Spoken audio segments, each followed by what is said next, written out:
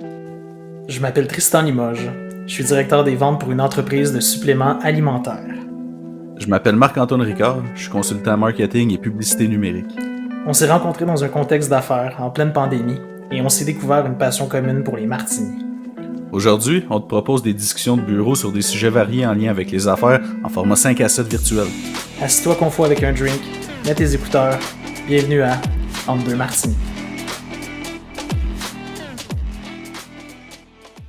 Salut tout le monde, bienvenue au 15e épisode de Entre deux martinis avec Marc-Antoine et Tristan. Aujourd'hui, on est le 16 mars 2021 et je dois dire que je suis vraiment très satisfait de ne pas avoir inversé la date avec le numéro de l'épisode et pas avoir dit 16e épisode 15 mars. On est bel et bien le 15e épisode 16 mars parce que la semaine passée, je me suis trompé, j'ai dit qu'on était le 13e épisode, mais on était le 14e. Donc là, on est rendu avec trop d'épisodes, là. C'est mêlant, là. On parle le fil. C'est ça. Ou c'est moi qui ai des grosses journées, je sais pas. Mais bref, aujourd'hui, 16 mars, 15e épisode. Tu veux, je l'ai dit 4 fois sans me tromper. Fait que je suis good to go. Comment ça va, Tristan? Ça va pas pire, toi? Ah, ça va. T'as une petite déprime dans la voix, on dirait, là. Pourtant, il fait gros soleil, tout. Gros soleil, c'est correct. C'est des semaines plus challengeantes que d'autres, mais écoute, ça va correct. Ça va, on va s'en sortir. Mais c'est ça, là, on arrive à la fin, là, on arrive au printemps, là, puis ça va être, les journées rallongent, on a avancé l'heure en fin de semaine. C'est parfait, ça. Je sens le beau temps, les papillons et tout. Là, écoute, il annonce 15 degrés la semaine prochaine. Je pense que c'est assez pour mettre un sourire dans la face de tout le monde. Ah, ça c'est merveilleux. Merveilleux. Yes! Quoi de mieux pour célébrer le beau temps que de boire un bon martini? Ben oui, et puis là, tu sais, chaque semaine, on a un petit des nouveautés. On parle de livres, on parle de gin, on parle de vermouth, des petites twists intéressantes à donner à son martini. Cette semaine, j'ai un conseil pour ceux qui... Parce qu'en fait, on en a déjà parlé, puis subtilement, mais des fois pas tant subtilement que ça. Mais un des gros enjeux quand on fait un martini, c'est au niveau de la glace. Quand tu mélanges un martini, c'est un enjeu majeur. Évidemment, tu veux pas diluer l'alcool, hein? Je pense que personne veut bouder son plaisir. Donc, tu mets de la glace parce que tu veux que ce soit froid. Mais en même temps, quand tu mélanges trop fort, quand tu shakes, en fait, quand tu brasses ton mélangeur pour faire le martini, souvent, ça va briser la glace puis il y a de l'eau qui va inévitablement terminer dans ton martini. C'est pour ça que souvent, il y a des gens qui vont demander à ce qu'il soit mélangé doucement avec une tige de métal. Là. Je pense qu'il y a un nom spécifique pour ça là, que je connais pas, malheureusement. Là. Mais ils vont juste le mélanger doucement pour pas que la glace se brise puis que l'eau se dilue trop dans le mélange d'alcool. Mais, coup de théâtre, j'ai trouvé une solution que j'aimerais partager qui, je pense pas que ça va changer la vie des gens, puis je pense pas que ça va arrêter la guerre dans le monde, là. J'ai pas cette prétention-là, malheureusement. Mais, peut-être changer la mienne, par exemple. Ah, peut-être, écoute, je te le souhaite, mais j'ai découvert dernièrement, mais pas dernièrement que j'ai découvert, mais en fait, j'ai renoué dernièrement avec le plaisir un peu du whisky, je te dirais. Et mon kit de whisky, ben, moi, j'avais un glaçon en métal que tu mets au congélateur.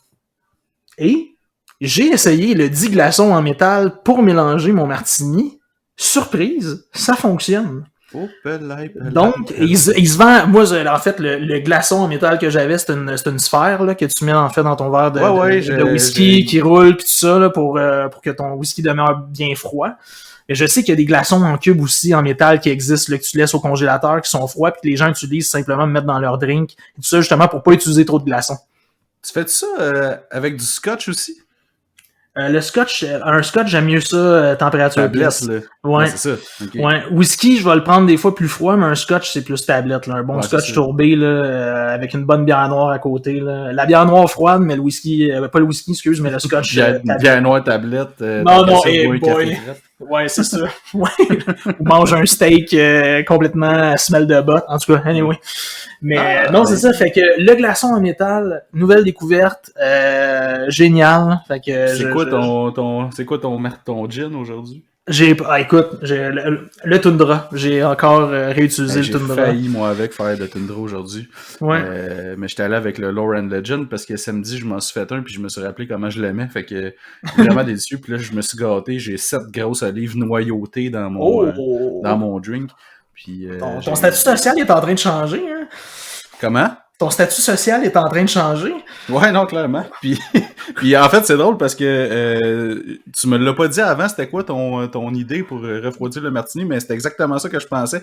Il se vend là, tu sais, aussi des petits cubes en plastique là, qui refroidissent ça. Fait que ben c'est ça, étant donné qu'on a eu la même idée, c'est sûr je te donnerais pas une promotion pour ton idée, mais quand même, c'est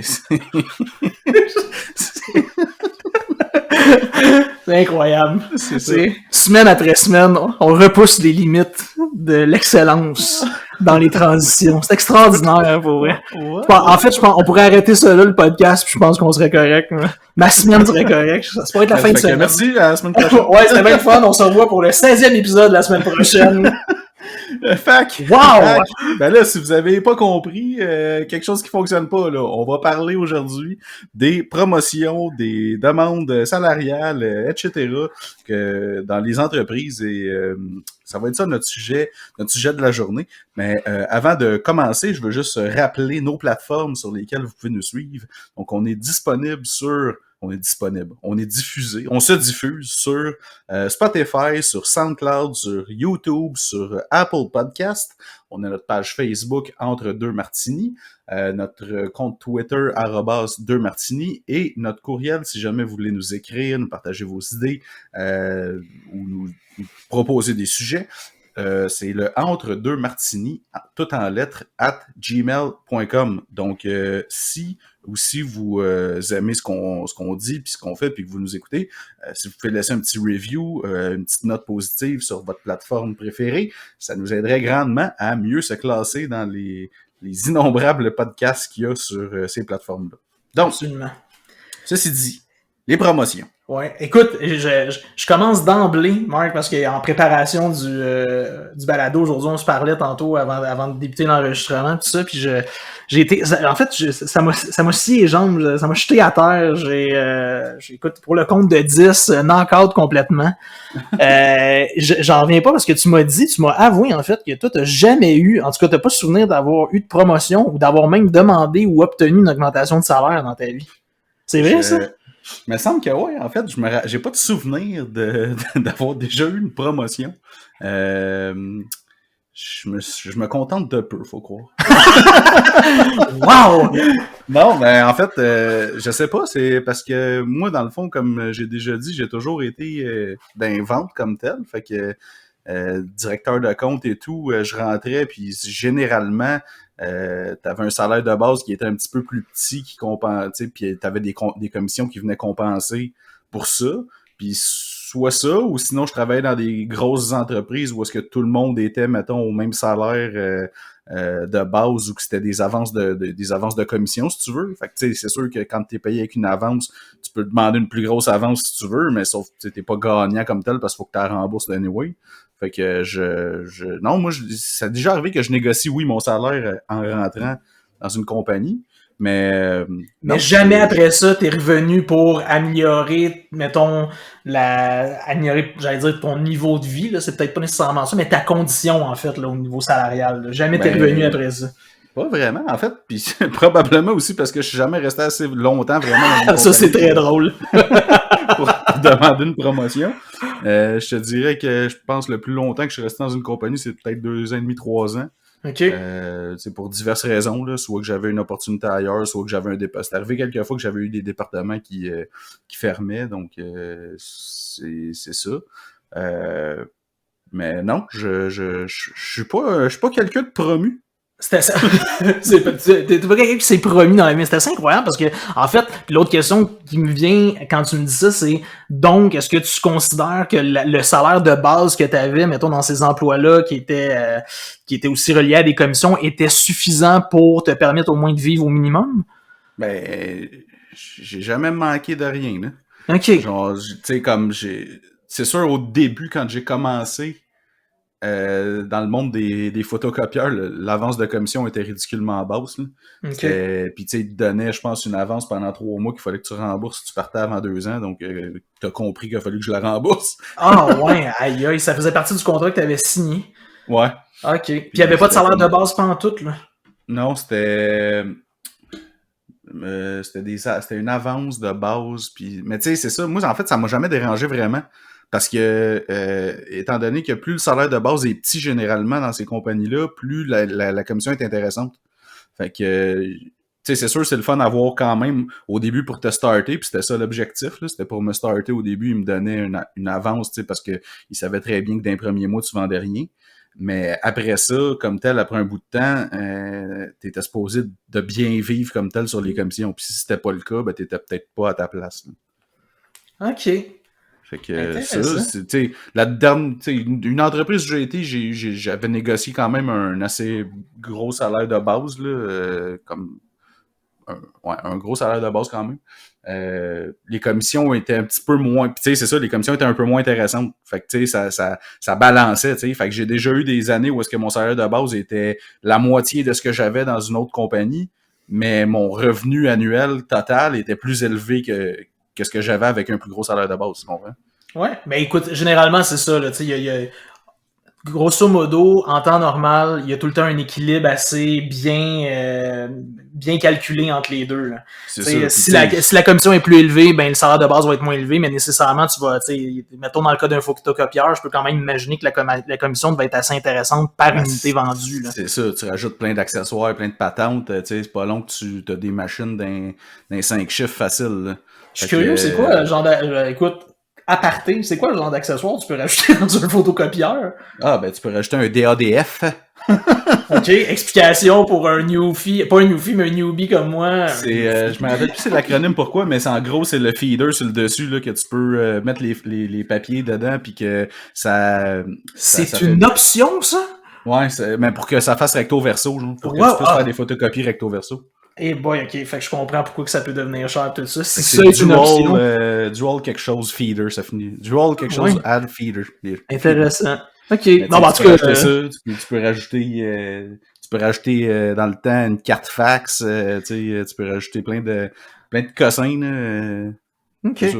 Puis écoute, quand tu te promenais pour les photocopieurs, je suis vraiment fasciné pour vrai par ça, puis je suis content qu'on s'en parle, mais quand tu te promenais pour les photocopieurs, est-ce qu'au moins t'étais payé pour tes déplacements? Y avait-tu une allocation à tes déplacements, un remboursement au kilomètre? Y avait-tu quelque chose quand tu prenais ton auto? Je me souviens pas s'il y avait une allocation Eh pour boy, cette si tu t'en compagnie-là. souviens pas, c'est parce que tu n'en avais pas! J'en avais peut-être une où c'était honnêtement, je m'en souviens pas. Ok. C'était soit une allocation ou un remboursement. Honnêtement, j'ai pas de mémoire de ça, je m'en souviens pas. Mais je suis pas mal sûr que oui, là, mais tu sais, on s'entend que de toute façon, c'était pas ça qui faisait que je vivais mieux, là. Ok. OK. Ouais. Puis dans l'autre travail où justement tu avais négocié un peu mieux tes conditions à la base, tout ça, là, t'avais-tu des allocations, t'avais-tu du remboursement, t'avais-tu quelque chose quand tu te déplaçais? Ouais, je faisais un rapport de dépenses, dans le fond, un rapport de déplacement, puis je pense aux 3 mois, là, genre, je me faisais verser, c'était quoi le maximum dans ce Un temps-là? montant Je pense que c'était forfaitaire. 55 cents du kilomètre, là, quelque Et chose de même. quand même, c'était Ouais, c'était le déjà assez maximum, en élevé. fait. Ouais, ouais. Ouais, Assez ouais, élevé. C'est intéressant. OK. ouais. Fait que t'essaies de te déplacer. Ouais. Toi, es-tu un homme promu? Ben, je sais pas, ben, en fait, on parlera de promotion après, mais tu sais, vraiment, au niveau salarial, écoute, je pense que chaque personne est différente, mais tu sais, moi, à un point ou à un autre, tout le temps, quand j'ai eu différents emplois, puis oui, c'est sûr, ça a commencé quand j'étais étudiant, là, mais tu sais, après ça, tu changes d'emploi, t'es dans d'autres domaines, t'es aux études, tu continues, puis tout ça, puis t'as des emplois un peu plus sérieux, mais tu sais, il est tout le temps venu un point où je voulais améliorer ma condition, là, tu sais, j'ai tout le temps eu cette quête-là, je sais pas si c'est une quête, là, mais en tout cas, c'est un objectif d'améliorer ma condition coûte que coûte au fil du temps. C'est sûr que j'ai été dans des, tu sais, à un moment donné, t'es dans un genre de... Pis ça, écoute, j'aurais pas pu passer ma vie là, mais tu sais, il y a un certain moment dans ma vie où j'ai été dans une entreprise manufacturière sur la rive sud de Montréal qui était syndiquée. Donc, dans ce genre d'entreprise-là, m'a dire, t'as pas vraiment de levier, pis t'as pas vraiment de pouvoir de négociation. Tout est écrit dans une charte, là, tu sais. Tout est réglementé, les augmentations. Convention collective. Exactement, là, tu sais, je veux dire, tu sais exactement à quel moment tu vas avoir ton augmentation, tu sais exactement à quel moment tu vas avoir tes primes selon les horaires de travail que t'as, si tu travailles de nuit, si tu travailles de jour, tu sais, tout est paramétré. Fait que là, tu sais, tu peux pas négocier. Nécessairement, tu peux rien négocier, puis écoute, c'est pas pour rien que je suis plus là. Il y avait rien à négocier, il y avait rien à faire, mais ça a été une période de ma vie, j'ai été là, ça m'a permis de bien vivre pendant un moment. Mais après ça, tous les emplois que j'ai eus, pour vrai, j'ai tout le temps eu à négocier, puis j'ai pas tout le temps été bon, là. C'est ça que je trouve drôle. Je pense que c'est intéressant d'en parler, tu sais, demander une augmentation de salaire. J'ai des anecdotes très cocasses, là. Tu sais, je pense que c'est un art qui se perfectionne comme n'importe quelle négociation, là. Tu sais, Ouais, mais il y a beaucoup de paramètres, là, on va en parler un peu plus tard, mais tu sais, négocier ton salaire à l'entrée, c'est une chose. Ouais. Mais après, aller renégocier une augmentation après, une fois que tu es là, c'en est une autre. Là. Je pense qu'il y a il y a des étapes à franchir, mettons, avant d'aller demander une augmentation. Mais en rentrant, oui, c'est sûr, un autre emploi que j'avais eu, j'ai négocié mon salaire à l'entrée. Je pense que j'ai réussi à aller chercher un 10 000 de plus que ce qu'on m'offrait par année. Ouais. Mais tu sais, pas mal. Ce qui me vient en tête le plus rapidement, c'est que justement, tu sais, au début, c'était bien que tu dises ça, tu sais, il y a des paramètres quand tu veux demander une augmentation de salaire, puis la pire affaire à faire, puis l'erreur de novice que tout le monde fait une fois dans sa vie, jeune, pas jeune, puis écoute, toi, vu que tu l'as jamais fait, si jamais un jour tu te retrouves dans un emploi où tu demandes une augmentation de salaire, peut-être ça va t'arriver. Mais tu peux pas arriver puis demander une augmentation de salaire basée sur rien. C'est mon premier conseil que je peux donner à quelqu'un. Si tu rentres dans le bureau, personne qui va te payer plus pour tes beaux yeux. Écoute, j'ai déjà fait ça. Là, je suis rentré dans le bureau, je pense que j'avais 17 ans, puis justement, ça, c'est une première expérience. T'étais un emploi étudiant, tout ça, puis j'étais arrivé, ouais, je pense que je suis dû pour une augmentation avec absolument rien à offrir comme évidence, comme support à ma demande, comme rien pour me backer, en fait. Là, j'étais là parce que j'avais décidé, selon moi, à mon âge vénérable de 17 ans, du haut de mon expérience extraordinaire dans le monde du travail. Que tu après 3 mois, plus de l'heure. Ah, écoute, j'ai commencé à 6,90, je suis dû pour un 7,25. Je suis rendu là dans ma vie, et je pense que c'est le temps que tu me le donnes, et c'est tout ce que j'avais à dire puis à offrir pour ma défense. On fait pas ça dans la vie. On fait pas ça. Et tu sais quoi? Ce qui me fascine, c'est qu'encore aujourd'hui, puis dans les dernières années, j'ai été confronté à des gens qui sont venus me voir pour me demander des augmentations de salaire avec absolument rien à m'offrir comme support et argumentaire pour l'augmentation. C'était juste de rentrer dans le bureau et de dire « Ouais, j'aimerais savoir une augmentation ». Et la première question qui vient et qui est absolument et totalement 100% légitime, c'est « Mais pourquoi ?» Pourquoi, ouais. Et si t'es pas capable de répondre à la question pourquoi, puis que je te mets dans une situation vraiment inconfortable à cette première question aussi banale que pourquoi, écoute, va faire tes devoirs là, pour vrai. Là. Repense à ton affaire. Pas, mettons, pourquoi? Mais là, il y en a qui vont dire puis essayer de se trouver de quoi vraiment qui est incompréhensible, incohérent, parce qu'ils n'avaient pas pensé à ça pantoute. Ils pensaient que de juste demander une augmentation de salaire, c'était le mot magique pour dire, ben oui, absolument, je te donne $2 de plus de l'heure. Parce que t'as des beaux yeux ou t'as un beau sourire, comme t'as dit. Mais tu sais, après ça, il y en a, puis je veux dire, je pense que c'est ce qu'il faut être capable de prouver, tu sais, c'est de dire, ben, j'ai réussi telle chose, j'ai accompli tel projet, ou ou grâce à moi, on a réussi à faire ça dans l'entreprise, ou il y a eu des accomplissements qui justifient la demande que tu es en train de me faire. Puis c'est quelque chose que tu apprends au fil du temps. Si t'as pas rien pour justifier, dis rien, demande rien. Tu peux pas demander une augmentation pour demander une augmentation. Là. Non, ben c'est ça. C'est un des points que je m'étais noté, justement.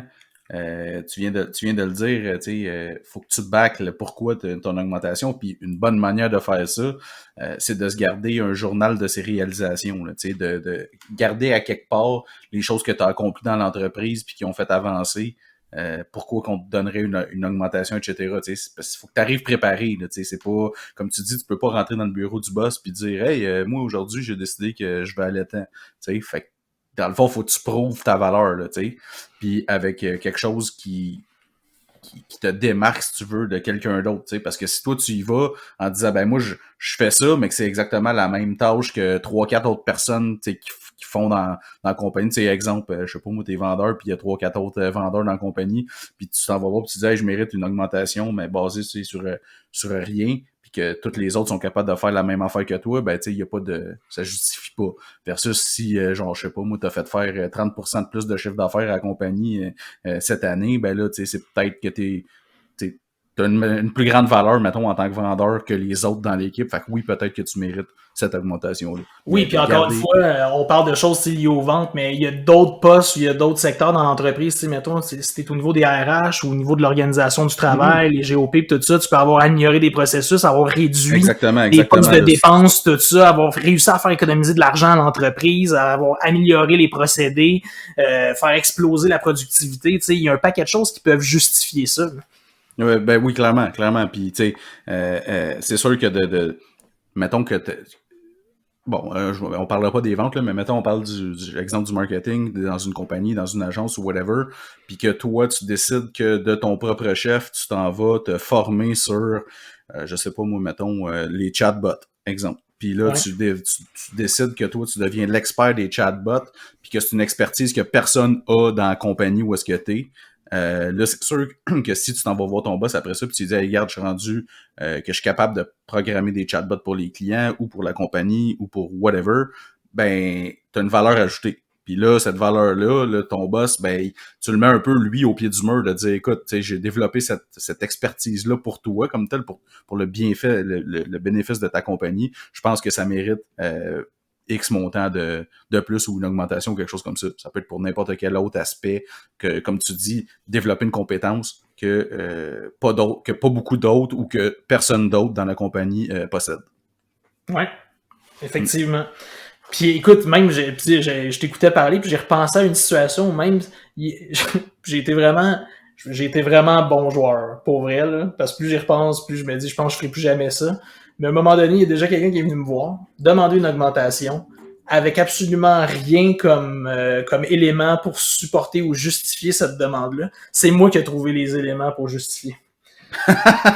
Kim, t'es un bon boss. Je suis vraiment un bon gars, pour vrai. J'ai justifié, puis le pire, c'est que j'ai dit, en fait, j'ai tourné ça après ça à la fin à mon avantage, puis je pense que puis pour vrai, écoute, je pense que ça peut être un élément à intégrer, un peu une genre de négociation par rapport à ça quand tu donnes une augmentation de salaire, c'est que tu y vas au niveau conditionnel. Tu sais, écoute, ça c'est de dire oui, je t'accorde une augmentation, et en retour, je m'attends à ça dans les 30 prochains jours, 2 prochains mois, 3 prochains mois, puis après ça, tu fais un suivi là-dessus.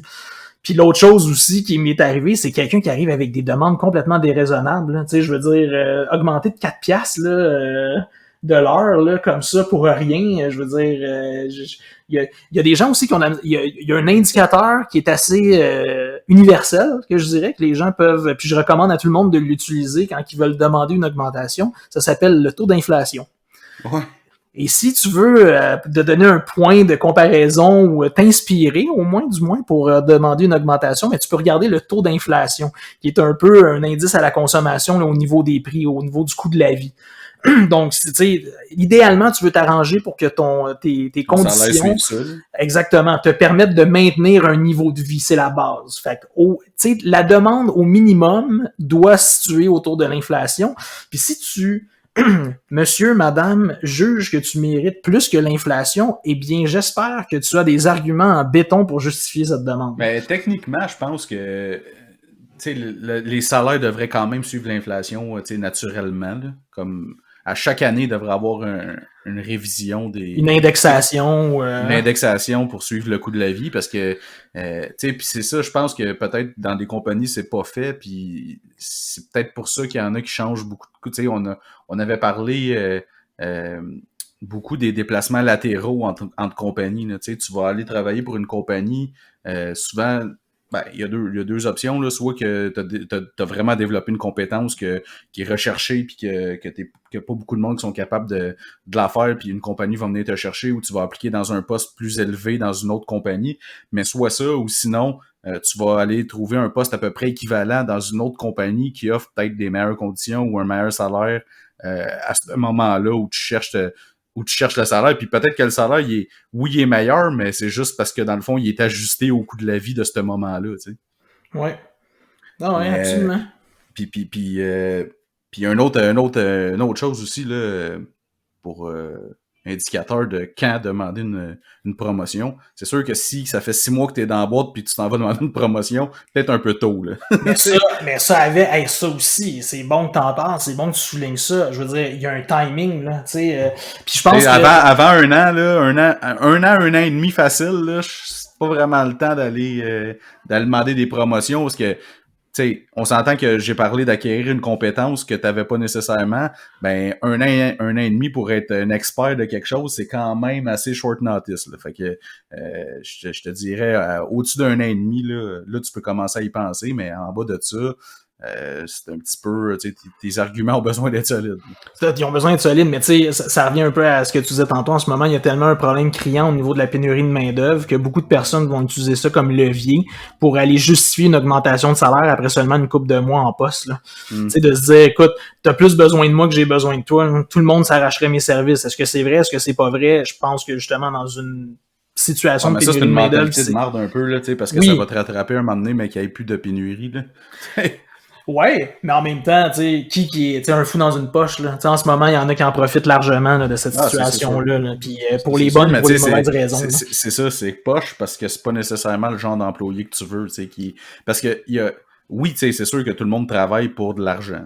On s'entend, il n'y a pas de bénévolat dans une compagnie et tout, mais je pense que si le salaire convient, puis t'as comme un environnement propice au développement personnel, tu sais, juste changer de compagnie juste pour le salaire. Elle travaille une compagnie juste pour le salaire. Je l'ai déjà fait, puis regarde, j'ai fini malheureux ben raide dans cette compagnie-là. Ouais, exact. C'est vraiment pas Oui, c'est un point important, mais il y a tellement d'autres points comme plus importants puis qui complètent mieux ça que la quête de juste avoir un plus gros salaire tout le temps. Parce que, tu sais, on parlera peut-être des impôts éventuellement, mais oublie pas que mettons que tu passes de 80 à 100 000 par année, ça paraît bien sur papier, mais... La braquette, elle change. Tu changes de braquette d'imposition, puis à la fin de l'année, net dans tes poches, la différence n'est pas si remarquable que ça, tu sais. Non.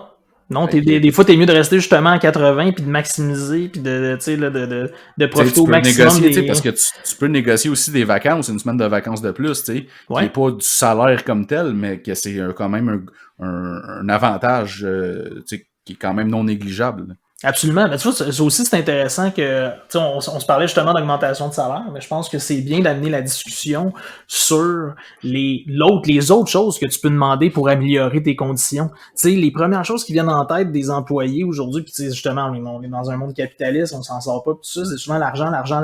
Il y a tellement d'autres choses que tu peux demander pour améliorer ta condition, pour améliorer peut-être ton mode de vie. Tu sais, des vacances, c'est un super bon exemple.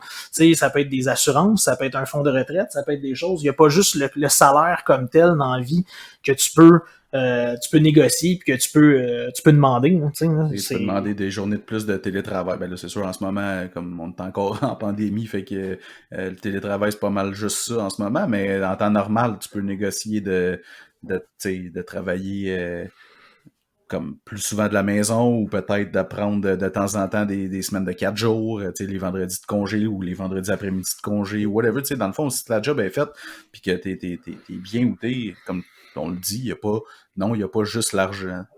Oui, c'est le fun, mais l'augmentation que tu vas avoir en bout de ligne, en net, comme je viens de dire, va peut-être pas nécessairement être reflétée tant que ça dans ton portefeuille à la fin de l'année. Ben non, absolument pas. C'est clair. C'est clair. Fait que, tu sais, si on en revient à ce qu'on disait tantôt, puis ton truc, c'est le fun, t'avais des notes que t'avais pris, tu sais, justement, c'est d'arriver de prendre, de noter ce qui pourrait justifier une augmentation de salaire. Tu sais, qu'est-ce que t'as fait, tes accomplissements, puis je pense aussi que tu peux noter, justement, tu peux arriver avec les notes de, tu sais, le coût de la vie. On parlait du taux d'inflation tantôt, ça peut être c'est quelque chose qui se justifie très bien quand t'arrives, puis tu sais, mais d'arriver préparé, d'avoir quelque chose, parce qu'arriver pas préparé, ça devient en fait en quelque sorte ridicule. Puis surtout si quelqu'un, justement, comme tu disais, arrive après 3 mois, après 6 mois, puis déjà il veut une augmentation de salaire. Ben, tu seras pas pris au sérieux, tu sais, parce qu'il y a d'autres mondes qui étaient là avant toi dans la compagnie qu'eux, ils en ont peut-être jamais demandé d'augmentation, tu sais, puis qui en mériteraient peut-être. Non, exact. Il y en a aussi que peut-être, justement, qui ont peur d'aller demander une augmentation. Fait que, tu sais, c'est sûr que... c'est pas... Mais toi, en l'occurrence... Non, mais moi, comme je te dis, tu sais, ça m'a jamais affecté ben, parce que c'était... sais, mettons, salaire de base, là, en général, là, quand t'es représentant, là, tu sais, corrige-moi si je me trompe, là, mais des salaires de base, là, ça tourne entre 40 puis 60 000, peut-être 70, mettons, même des fois 30. Tu sais, dans cette braquette-là de salaire de base, puis plus c'est haut, moins la commission est intéressante. En général, là, c'est sûr, tu sais, dans le domaine probablement pharmaceutique puis de technologie de pointe et tout, les salaires de base doivent être élevés et les commissions aussi. Là. Ou les commissions sont pas élevées, mais le chose que tu vends est tellement cher que même si tu as 3% de commission, ça balance bien en masse. Mais plus tu vends, plus l'argent rentre. Fait que moi, ça a jamais été un enjeu. Tu sais, j'ai jamais manqué comme tel l'argent Je voyais pas nécessairement la nécessité d'avoir un 5-10 000 de plus de salaire de base avec les commissions que je faisais. Okay. C'est ça le Mais je trouve ça intéressant ce que tu as amené justement parce que tu sais on parle depuis tantôt de ceux qui exagèrent, qui vont vraiment exagérément d'un extrême là, tu sais à demander des augmentations de salaire, demander des promotions, demander toujours plus. Mais tu viens juste de dire quelque chose, il y a l'inverse qui est aussi vrai. Il y a ceux qui demandent jamais rien. Puis que, tu sais, ils ont puis écoute, ça peut être un manque de confiance, ça peut être un manque tu sais, il y a bien des choses qui peuvent expliquer ça, mais il y a effectivement ceux aussi qui vont jamais aller demander cette augmentation-là quand ils la méritent pourtant. Tu sais, il y a comme tout et son contraire, là. Il y a ceux qui en mériteraient tellement, mais justement, manque de confiance, pas sûr de comment faire, pas à l'aise d'aller demander ça. C'est le boss qui devrait décider de prendre les devants puis d'aller offrir une augmentation, ou il se dit dans le fond, tu sais, je vais continuer comme ça, ça va bien, il me demande rien, puis tu sais, il m'en donne beaucoup. Ben, tu sais comme moi que c'est le travail du boss aussi? Ben, tu sais comme moi que c'est une très bonne question, mais tu sais comme moi que dans un monde aujourd'hui où tout est calculé à la scène près, puis au niveau des dépenses, puis de rationaliser et tout ça, souvent un boss va préférer justement un peu comme tu viens de dire, là, fermer les yeux puis se dire, écoute, il me demande rien, moi je donnerai pas plus, s'il fait pas le pas, je le ferai pas, tant mieux, mes coûts restent bas, tout ça. Puis c'est pas mieux puis c'est pas j'encourage pas ça du tout là. Je pense que quand t'es un patron, quand t'es un boss puis que tu vois, tu sais, ça fait un moment que t'as un employé, il est loyal, il est là, il te rend de très bons services, il est efficace, mais que tu vois qu'il a pas le gars de venir te demander une augmentation de salaire, mais clairement il en mérite une. Je pense qu'il y a aussi une introspection à faire du côté de la direction à ce niveau-là. Tu veux donner puis tu veux permettre à tes employés d'améliorer leurs conditions aussi. En fait, je pense que c'est une responsabilité partagée. Tu sais, en tant qu'employé, tu peux, oui, espérer vouloir améliorer ta condition, mais en tant que patron aussi, il faut que tu veuilles contribuer à améliorer la condition de tes employés. Tu sais, c'est un privilège, là. Tu fais travailler des gens, tu mets du pain sur leur table, tu leur permets de se payer des maisons, fonder une famille, acheter des choses. C'est extraordinaire, mais faut garder une certaine, tu sais, je sais pas, Faut que tu les payes à leur juste valeur. Ouais, exact. Mais c'est juste que c'est comme dur à déterminer des fois. C'est quoi, mettons, la juste valeur de tel employé. Puis comme tu dis, c'est sûr que c'est vrai que ça doit être quand même touché. Ben, pas touché, mais comme ça doit demander que je sais pas quel mot utiliser, mais tu sais, pour un patron de dire tu sais, genre je vais aller. Tu sais, faut vraiment que tu sois. Je pense que c'est là que ça délimite les leaders des boss, en fait. Probablement. Parce que probablement qu'un leader va avoir à cœur le bien de toute l'équipe, puis de son équipe, puis de se dire, il n'y a pas juste mes profits qui sont importants, je veux qu'on grandisse tous ensemble, puis mes employés contents vont m'en donner plus. Fait que si je leur en donne plus, puis on l'a dit un peu plus tôt, c'est pas obligé d'être juste monétaire, ça peut être d'autres choses, là, tu sais, ça peut être de planifier, tu sais, d'amener toute ton équipe manger au resto plus souvent, ça peut être de donner plus de vacances, ça peut être plein d'autres affaires. Des activités, ça peut être plein de choses. C'est ça, mais le bon leader qui va réussir à garder son équipe motivée, je pense qu'il va être gagnant, même si ça écoute un petit peu à court terme. Tu sais, c'est ça, c'est que ça prend une vision plus à moyen long terme. À court terme, ça va peut-être te coûter un peu plus d'argent, tu vas peut-être gruger un peu plus dans le profit, mais je pense qu'à long terme, t'es gagnant. Fidéliser tes employés. Mais tu sais, c'est sûr que fidéliser tes employés, c'est ça qui va être gagnant, mais sauf que tout ce que tu entends souvent dans les médias, c'est les employés, les jeunes, ils veulent juste changer de compagnie tout le temps, ils veulent juste voyager, ils veulent juste etc. Tu sais, on entend beaucoup ça.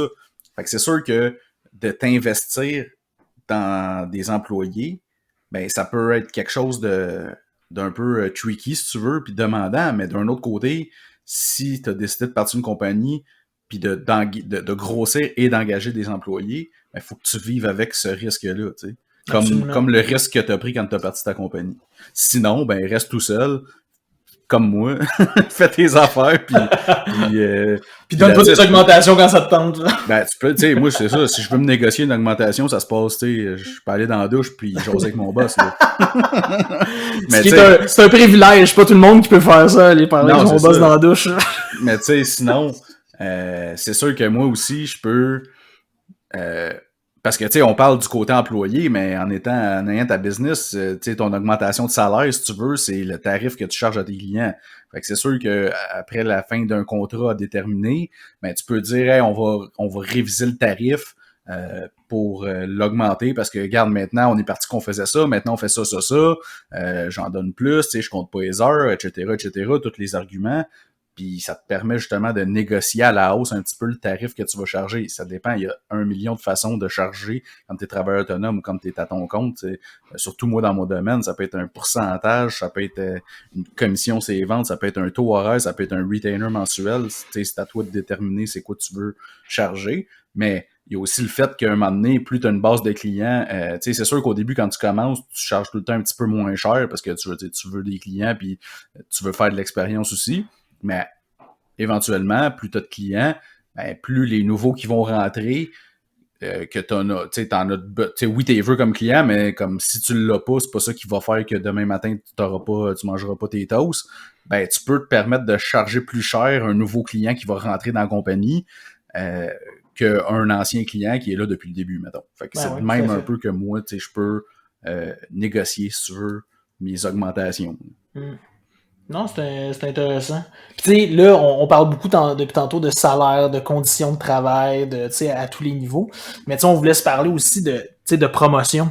Puis tu sais, on se parle beaucoup de qu'est-ce qui justifierait de demander des augmentations de salaire, de vouloir améliorer les conditions d'un employé, puis tout ça. Mais il y a aussi tu sais, il y en a, puis c'est j'enlève rien, puis je trouve ça tout le temps, ça me fascine toujours, tu sais, des go-getters, là, qui veulent non seulement, c'est pas juste une amélioration de leurs conditions qu'ils veulent, c'est un poste plus haut dans la compagnie, pour les bonnes puis pour les mauvaises raisons. Tu sais, je m'explique. Il y en a qui veulent avoir un poste dans une entreprise juste pour le standing, pour le poste. Il y en a aussi qui veulent avoir ça parce qu'ils veulent plus de responsabilités, parce qu'ils sentent qu'ils sont capables de s'affairer à cette tâche-là. Mais tu sais, qu'est-ce qui justifie? Tu sais, c'est comment en fait, est-ce que c'est les mêmes critères que tu utilises pour justifier une augmentation de salaire que pour justifier une promotion à un employé? Ben, je pense que oui, là. Mais tu sais, en fait, c'est que tu peux commencer en tant qu'employé, puis c'est un autre des points que j'avais. Tu peux demander des tâches supplémentaires, mettons, qui vont bonifier ce que tu fais déjà, qui vont encore... Tu sais, c'est tout le temps une question de valeur ajoutée. C'est quoi ta valeur? Qu'est-ce que tu amènes? Si la tâche de plus que tu fais, il n'y a pas grand monde qui est capable de la faire, ou que tu sais, t'es comme un des seuls qui a fait, t'as une plus grosse valeur que si t'es le volontaire pour aller changer la cruche d'eau au dépanneur, mettons. Comme tout le monde est capable de faire ça, ça justifie pas une augmentation. Mais si d'apprendre un nouveau processus ou de demander une tâche de plus fait que ton workload est plus élevé que les autres personnes qui ont un peu le même titre que toi, si tu veux, ben là, ça justifie plus parce que tu crées une certaine rareté, si tu veux. Ouais. Intéressant. Intéressant. Mais tu sais, les promotions, ça... Moi, en tout cas, de ce que j'ai observé, de ce que j'ai vécu aussi au fil du temps, tu sais, quand tu donnes une promotion à quelqu'un, c'est nécessairement puis inévitablement, tu augmentes son niveau de responsabilité. Ben, en général, oui. En général, oui. Fait que tu sais, il y a quelque chose là de touché, de sensible, en fait.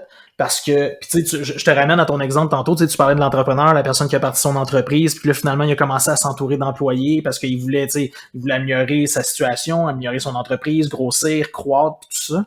Mais à un moment donné aussi, quand tu donnes des promotions à quelqu'un, c'est que tu remets, tu sais, des responsables. C'est pas rien, là, c'est pas juste de donner un 3 piastres, un 2 piastres, un 1 piastre de plus de l'heure, c'est pas juste de sortir de l'argent, c'est de dire que là, non seulement, tu sais, je t'offre une promotion, oui, il y a un salaire qui vient avec, mais en plus, il y a des responsabilités de plus qui viennent avec ça. Puis c'est là où c'est encore plus, tu sais, tantôt on parlait de quelqu'un qui arrive, un employé qui demande une augmentation de salaire puis qu'il arrive avec rien pour justifier. Quelqu'un qui arrive et qui demande une promotion parce qu'il veut un poste plus élevé dans une entreprise, écoute, il faut qu'il soit ferré encore plus, là. Tu sais, je veux dire, il faut que tu démontres hors de tout doute que tu es une personne digne de confiance qui mérite d'avoir plus de responsabilité parce que là, non seulement c'est une question salariale, mais en plus c'est une question d'intégrité de l'entreprise, de l'image que tu projettes, les gens avec qui tu vas travailler. C'est complètement différent. Ouais, ben, je pense que dans tous les cas, la clé, c'est d'être positif, comme quand tu es un employé, mettons. C'est d'être positif puis de dégager une énergie positive, d'être un leader positif, parce que il y a des leaders négatifs aussi, là, tu sais, s'ils font, tu sais, il y en a qui font juste, puis tu sais, je veux dire, je l'assume, je l'ai déjà été, là, mais j'ai été un leader négatif parce que tout fonctionnait tout croche en compagnie, puis ça a donné que j'étais pas le seul non plus, fait que tu sais. Puis tu voulais tout ramener à toi, tu voulais tirer à la couverte de ton bar, c'est là que tu deviens Pas que je voulais tirer à la couverte de mon bar, c'est juste que, tu sais, mettons, t'en parles, tu sais, l'objectif, je veux dire, quand tu travailles dans une compagnie en général, tu veux améliorer ton sort, améliorer le sort de la compagnie, c'est que tu travailles dans une compagnie dans laquelle tu crois en général, tu sais, puis que tu as le goût de faire avancer puis de grandir avec cette compagnie-là. Si chaque fois que tu amènes des affaires, c'est racheter du travail de la main puis que tout fonctionne tout croche, c'est dur de rester positif. Ouais, c'est sûr, ça c'est sûr. Mais c'est ça. Mais le point, dans le fond, ce que je dis, c'est justement, c'est de rester positif. Tu sais, je dis pas d'être licheux, là. Tu sais, les licheux, tout le monde, ça tape ses nerfs à tout le monde, là. Absolument. Qui donnent toujours raison au boss, etc. Mais puis écoute, curieusement, ça tape ses nerfs en premier, d'abord et avant tout, au boss, plus qu'au collègue de travail. Que, je veux dire, ils s'en rendent compte, là. Ben oui. Personne, tu sais. Fait ça te crée une mauvaise réputation, là, puis c'est fatigant de ça, puis les snitchs là, qui s'en vont tout le temps tout rapporter. Non, mais pour vrai, il y en a dans tous les entreprises. As-tu des noms à nous divulguer? Non, non, mais tu sais, tu le sais, là, je veux dire, dans des compagnies, t'en as tout le temps des petits licheux de puis c'est pire dans les entreprises syndiquées, là. T'as eu l'expérience, là. Je pense que, en tout cas, moi, je peux en témoigner, là. Dans les entreprises syndiquées, c'est pire que pire, là. Les snitchs, les rapporteurs, ceux qui se plaignent de tout, puis c'est ça. Ils vont relever la moindre petite chose qui les irrite pour aller se plaindre au patron puis au syndicat. Non, c'est ça, exact. Fait que bref, tu sais, rester positif, je pense que puis d'amener une bonne énergie dans le bureau, dans la place d'affaires, je pense que ça peut contribuer à, tu sais, de mettre, d'être vu un peu aussi. Tu sais, si tu veux, surtout si tu veux monter dans la compagnie, mettons, si tu as une influence positive sur tes collègues, ben c'est plus facile, puis tu sais, c'est évident, là, quand quelqu'un dégage une bonne énergie sur le plancher, c'est évident, tu sais, il y en a que tout le monde aime, que tu sais, t'as le goût de travailler avec, etc.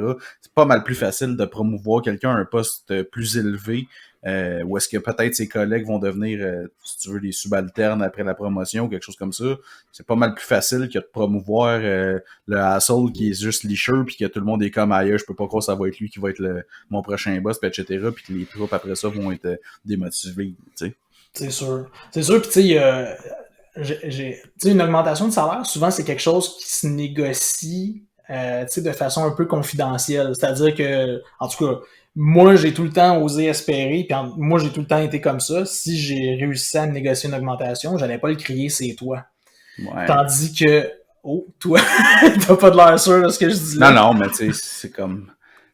Oui, là, tu sais, techniquement, c'est supposé être confidentiel, mais tu sais... mais là où je m'en allais... Mais en même temps, pourquoi, tu sais, comme... Si tu mérites ton augmentation, puis que c'est justifiable... Mettons qu'on est deux, là, puis que moi, je m'en vais voir, puis je demande une augmentation juste parce que je veux une augmentation, puis puis mon boss me la donne pas, puis toi, tu y vas, mais que toi, t'amènes vraiment plus de valeur que moi dans la compagnie, puis que tu l'as, ton augmentation. Ouais. Mais je veux dire, oui, je peux être jaloux, si tu veux, mais sauf que ton augmentation est justifiée. Absolument. Mais la mienne, elle le serait pas. Fait que... Oui, le salaire, c'est supposé être confidentiel et tout, tu sais, t'en parles pas généralement, mais c'est parce que je pense que c'est propre au Québec, ça. Le monde a peur de dire qu'on oui, écoute, ils ont peur de parler d'argent. C'est donc grave, les millionnaires. Ah non, écoute, non. Tu sais, quelqu'un que, moindrement, à part Céline, là, mais moindrement que quelqu'un a du succès au Québec, t'en as tout le temps qui vont trouver une manière de critiquer. C'est terrible, ça, parce que ces gens-là font rouler l'économie. Dans tout, là. Ouais. Mais en fait, tu l'as vu avec genre Caroline Néron, là, tu sais, quand elle a fait faillite, là, le monde était content. Voyons donc, il était content parce qu'il y a un entrepreneur qui a créé de l'emploi ici qui fait faillite. Sérieux. Tu sais, je connais pas toute son histoire, peut-être qu'il y a des affaires qui ont été moins legit que d'autres, mais tu sais, quoi, mais c'est premièrement, c'est pas nos affaires. Elle a quand même, comme tu dis, réussi à faire travailler des gens. Puis deuxièmement, ben, tu sais, je veux dire, pourquoi se réjouir de l'échec de quelqu'un? Du malheur de quelqu'un, Tu sais, c'est quoi cette attitude-là à avoir, en tout cas. Mais là où je m'en allais par rapport à justement la confidentialité, c'est juste de dire, tu sais, une augmentation de salaire, généralement, là, écoute, après ce que tu m'as dit, là, je comprends ce que tu dis, mais généralement, c'est quelque chose qui reste confidentiel entre la direction et un employé. Là où une promotion, c'est quelque chose que tout le monde sait. Tu sais, c'est rien de caché. Quand tu as une promotion, tout le monde le sait. Tes collègues, si tu deviens leur boss du jour au lendemain parce que tu as une promotion, ils le savent. Ouais, c'est complètement différent. Fait que, je pense que ce que ça me tentait de dire par rapport à ça, c'est que une promotion, des fois, ça peut quasiment être plus un cadeau empoisonné qu'une augmentation de salaire. Là. Des fois, t'es mieux de te contenter d'une augmentation de salaire dans ton poste avant d'accepter, oui, une promotion ou de demander une promotion parce que, écoute, c'est là où tu t'exposes. Une augmentation, si tu le dis pas ou le boss le dit pas, t'es correct. Mais une promotion, quand tout le monde dans l'entreprise le voit, le sait, tu t'exposes là, à de la critique puis justement à un cadeau empoisonné. Tu sais, ça peut être pour le meilleur et pour le pire, là, quand surtout si t'étais pas prêt à ça. Si tu la demandes, tu penses que t'es prêt, oui. Mais si tu te la fais offrir, parce que le boss, lui, pensait que t'étais prêt, puis que pour X, Y raison, tu l'étais pas, écoute, ça peut devenir insoutenable. Ouais. Non, c'est sûr. C'est sûr. Mais bref, en tout cas, c'est sûr, en même temps, tu t'en vas pas, tu sais, si t'as une augmentation de salaire, tu sais, je dis, le monde n'en parle pas en général. C'est sûr que le monde n'en parle pas, mais tu sais, c'est sûr que si quelqu'un, un collègue, me demande combien je fais dans une compagnie, tu sais, ça se peut que je dise. Ah ouais, écoute, c'est spécial. C'est bien, mais c'est bon qu'on ait une divergence d'opinion là-dessus. Je suis d'accord qu'on n'est pas d'accord. Ça dépend. Si c'est le collègue snitch gossant, je dirais pas. Mais si c'est quelqu'un qui, tu sais, c'est sûr en même temps, tu fais pas exprès non plus là. Tu sais, je veux dire, tu le sais, là, ça dépend du vibe dans le bureau, ça dépend de plein de facteurs. Là, moi, j'ai pour mon dire qu'il y a des entreprises qui ont une culture de secret puis de tu sais, comme un peu pas de secte là, mais tu sais de secret. Ouais. Où tout est en dessous de la couverte, tout est ouais. Tu sais, c'est ça, des petits sneaky deals, tu sais, comme ok, mais parle-en pas, tu sais, des ok, mais parle-en pas, là. Hey, sérieux, je trouve ça un peu sneaky, tu sais, moi, j'aime pas ça, personnellement. Mais tu vois, en revanche, puis c'est bon que tu sais, justement, là, de un peu définir, il y a des entreprises qui sont plus secrètes, puis moi, j'ai eu le privilège de, travailler comme travailleur autonome avec des entreprises qui, avec leurs employés, avaient une culture de profit sharing. Puis ça, c'est extraordinaire. Moi, ça m'a tout le temps. Ça, c'est quelque chose pour vrai que si un jour, je fonde une plus grande compagnie, que j'ai beaucoup d'employés, je mets ça de l'avant. C'est phénoménal qu'est-ce que ça fait au niveau de l'unité, au niveau de la fidélisation des employés. Puis ça fait que justement, même quand il y a des augmentations, il y a des promotions, tout le monde est content pour tout le monde. Parce qu'à la fin de l'année, profit sharing, là, je vais l'expliquer, puis je te parle, j'essaie de trouver c'est quoi la belle traduction en français. Je pense que c'est le partage des profits. Mais ça, c'est vraiment une belle traduction. Non, mais c'est vraiment mot pour mot, mais je pense qu'il y a un autre nom pour ça qui explique mieux ce que c'est, mais c'est juste que c'est des entreprises, en fait, qu'est-ce qu'ils font, c'est à la fin de l'année, tous les employés ont en quelque sorte un peu des parts dans l'entreprise, des parts non votantes, ce qui fait qu'à la fin de l'année, si la compagnie fait des profits, ben chaque employé reçoit sa part du gâteau. Un peu, tu sais, au prorata, des fois, c'est selon les postes dans l'entreprise, selon les responsabilités, il y en a qui en ont un peu plus, il y en a qui en ont un peu moins, mais au final, à la fin de l'année, si l'entreprise a eu du succès, si l'entreprise a été profitable, ben tout le monde est gagnant dans cette histoire-là. Et c'est extraordinaire. Moi, ça m'avait fasciné. Là, il y a... Oui, mais ça m'a amené à une autre réflexion, que j'ai déjà été dans une compagnie média, que tu avais des comptes nationaux, mettons, qui étaient toutes les agences de pub, etc., puis tu avais les comptes locaux. Et bref, les comptes régionaux. Puis finalement, il avait fait pour les deux, mais en gros, ce que tu avais, c'était que tu avais la commission était un pool. Fait que dans le fond, t'avais un objectif d'équipe à atteindre, puis genre, si l'objectif était atteint à 100%, 110%, 120%, t'avais des brackets de commission qui étaient splittées à travers tout le monde. Mais ça, l'affaire, le downside de ça, c'est que t'en as tout le temps qui travaillent moins fort, puis qui se fie, tu sais, c'est un peu comme les travaux à l'université, ça. T'en as tout le temps un qui se traîne de la patte, puis qui se fie sur que le travail va être fait par les autres. Tu comprends ce que je veux dire? Fait que le profit sharing, je sais pas si j'essaie de voir en même temps quel est l'avantage. Je le vois l'avantage, là, mais je pense que quand je pourrais bien dire, je pense que c'est mieux le profit sharing qu'un pool de commission. Ouais, ben écoute, ça. As-tu déjà été une compagnie de même, toi? J'ai pas. Non, mais en fait, je connais des gens, sans faire de name dropping, qui ont travaillé pour une entreprise de télécommunications très, très, très, très, très connue, dont je tairai le nom, mais je dirais seulement que son fondateur a créé un objet qui fait dring. Et je sais que l'équipe de vente fonctionnait comme ce que tu viens d'expliquer. C'était un pool. Oui, là. Car cette compagnie que le téléphone fait Aïe là. Mais moi quand je suis parti de ce monde-là, c'est parce qu'une de ces compagnies-là avait acheté la compagnie pour laquelle je travaillais. OK. Puis où je travaillais, c'était comme ça. Puis je crois que ça a été comme ça transféré dans l'autre entreprise, la dite entreprise qui fait Dring. Et je ne voulais pas travailler là. Donc, je suis parti. Mais oui, puis en tout cas, faudrait que j'aille voir comment ça se passe, mettons, est-ce qu'ils sont satisfaits une couple de temps plus tard, mais je me rappelle, moi, qu'il y en avait tout le temps qui chiolaient, que c'était tout eux qui faisaient le chiffre d'affaires de, tu sais, que dans le fond, c'est que le problème avec ça, c'est que si toi, personnellement, mettons, tu fais 130% de ton objectif, t'es pas plus récompensé que l'autre qui fait 30% de son objectif. Non, puis l'affaire, c'est que ça se limite aux ventes. Moi, ce que je te parle dans l'entreprise, en fait, avec laquelle j'ai travaillé, ou le profit sharing, c'est que tous les départements avaient un chèque à la fin de l'année. C'est ça, c'est pour ça que tu sois ressources humaines, que tu sois comptabilité, que tu sois opération, que tu sois affaires légales, publiques, vente, marketing, ça fait que tout le monde se réunit sous un même objectif.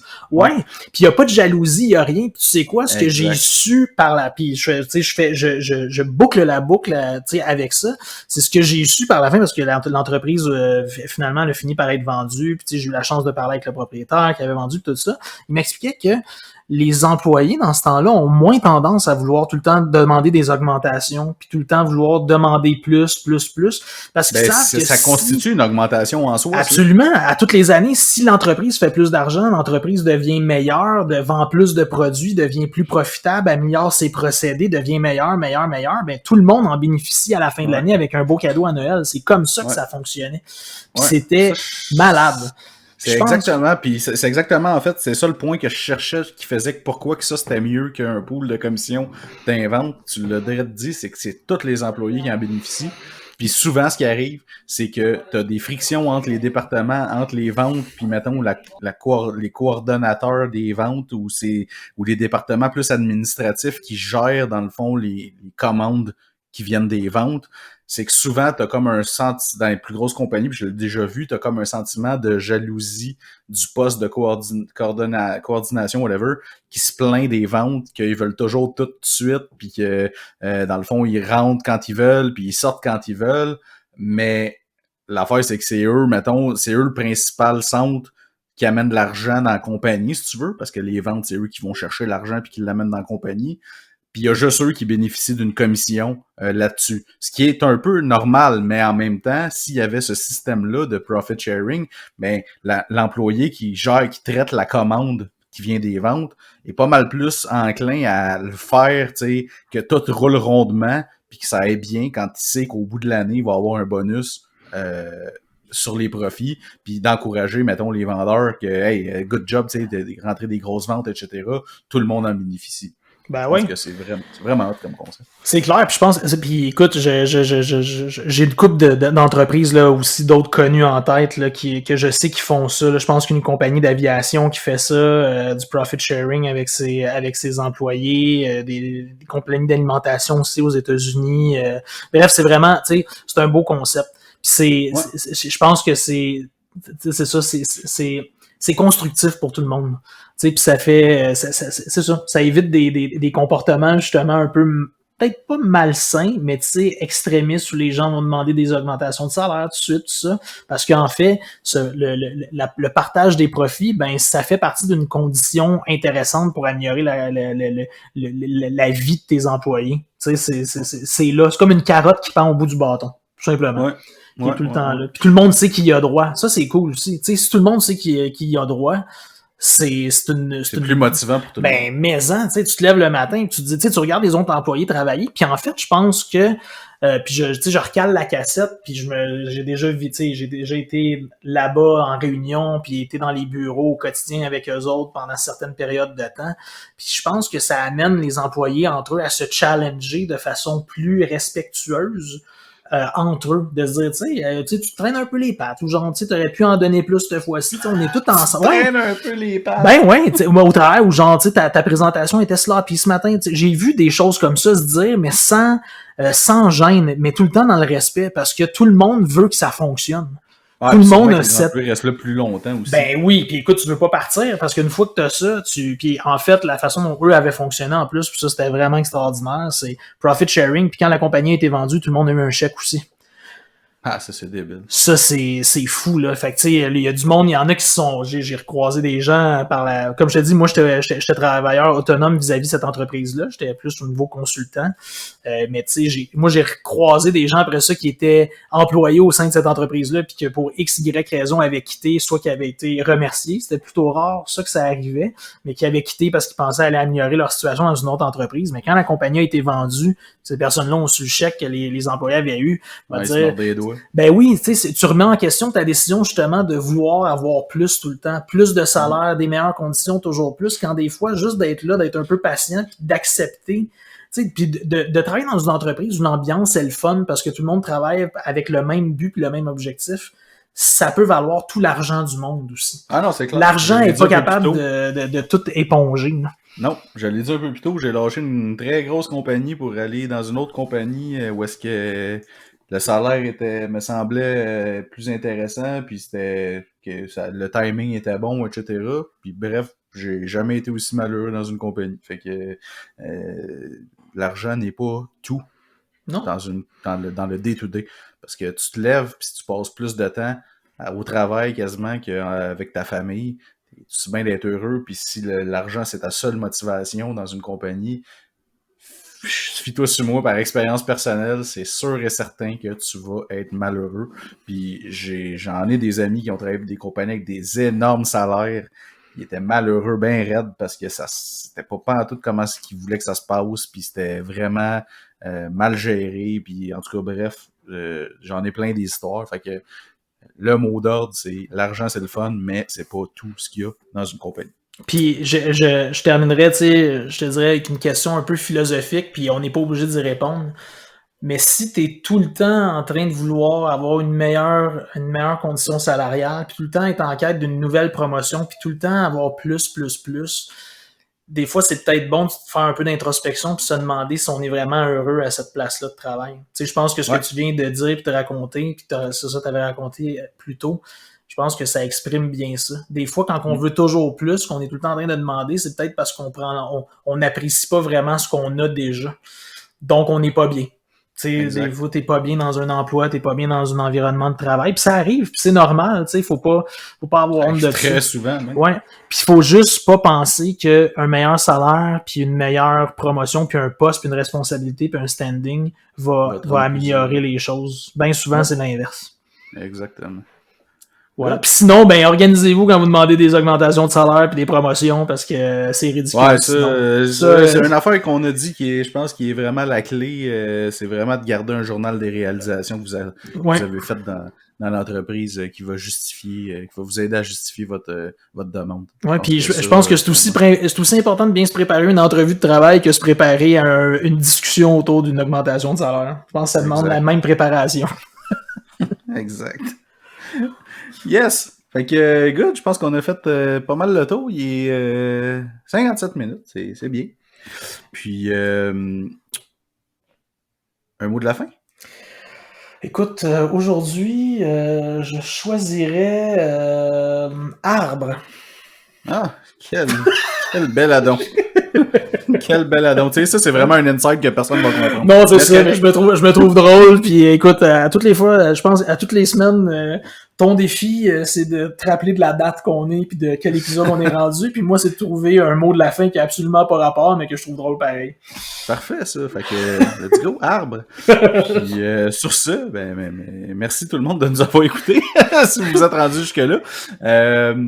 On va rappeler juste une dernière fois avant de quitter les plateformes. Donc, si vous voulez nous suivre, on est sur YouTube, SoundCloud, Spotify, Apple Podcasts, notre page Facebook Entre Deux Martini, notre page Twitter @2martini tout en lettres et notre courriel entre deux martini tout en lettres @gmail.com. Donc, sur ce, je vais vous souhaiter une excellente soirée, un excellent 5 à 7, une bonne semaine, des bons martinis. Puis, on se revoit la semaine prochaine pour le 16e épisode. Yes! Excellent. Merci Marc, bonne semaine. Bye.